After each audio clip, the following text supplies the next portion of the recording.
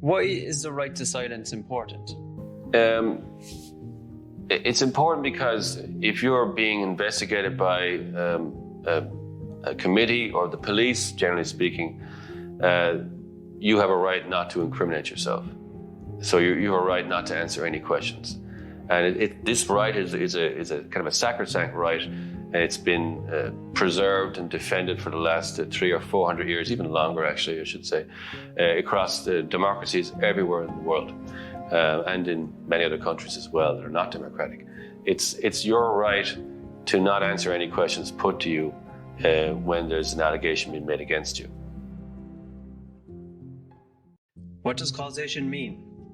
It's the relationship between the action and the ultimate outcome. So in civil law and criminal law, the punch to the person's face might in some circumstances might not cause an injury, but in other circumstances it could. So if the punch causes the person to have a broken jaw, well, that's causation proven. If it hadn't been for that punch, that jaw wouldn't have been broken. In civil law, it's pretty much the same thing. The event caused the outcome. In both civil and criminal jurisdictions, that's what causation means in its kind of barest terms. What is criminal law? Criminal law is a system of laws in nearly every country in the world designed to deter and to punish wrongdoing.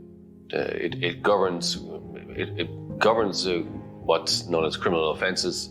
It decides what actions are prohibited in society, and if those actions are committed, then the persons who commit those actions are brought before the courts to be punished for those, or to be tried for those, and if they're convicted, then to be punished for it.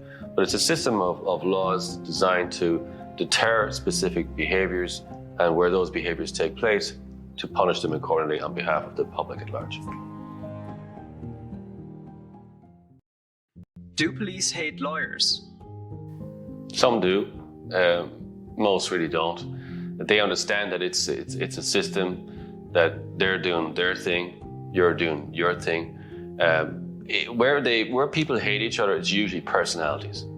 It's usually some maybe idiot cop and some idiot lawyer, who most people would regard as being idiots anyway, and their personalities clash. Those two can hate each other. But in the main, no, they don't.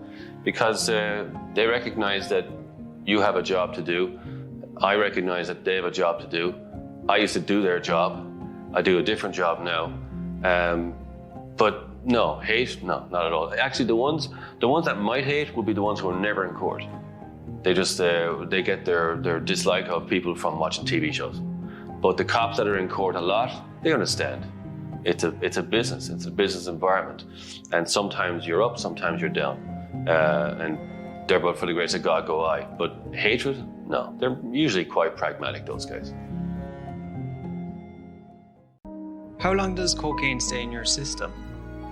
In your system, it can stay in your saliva for 2 days. Again, that varies. Could be a little bit less, could be a little bit more. It can stay in your hair follicle for up to 3 months. And some professionals think many, many months. But at least in your hair for up to 3 months. So, if you have to give a hair sample to your employer at some point in the future, you should bear that in mind. It can be there in saliva 2 days, in your hair up to 3 months. It stays there, yeah.